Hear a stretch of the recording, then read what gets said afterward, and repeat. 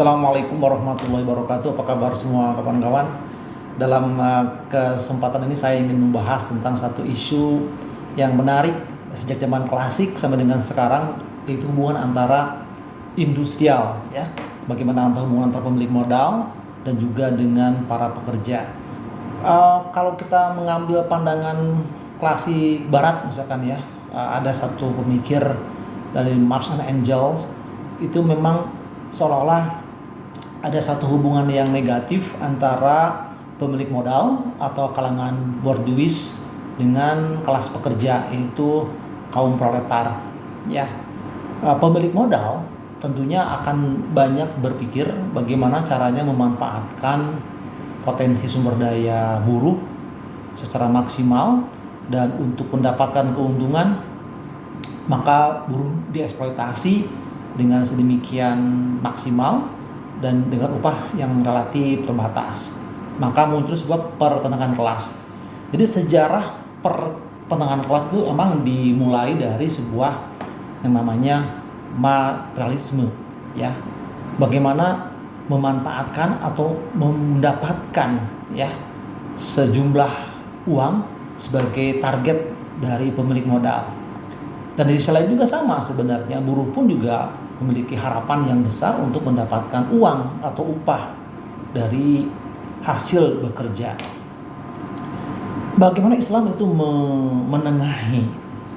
Islam sebagai ajaran tentunya pertama dari sisi buruh atau pekerja akan melakukan sebuah aktivitas pekerjaan sesuai dengan kontrak atau akad bekerja kepada pemilik perusahaan ataupun pemberi kerja, user, ya.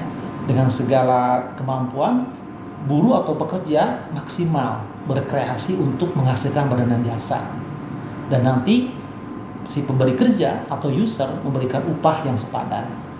Jadi simpel sebenarnya, konflik antara pemilik modal dengan pekerja atau kelas borjuis dan kelas proletar tidak akan terjadi ketika ada sebuah kesepahaman antara kedua pihak.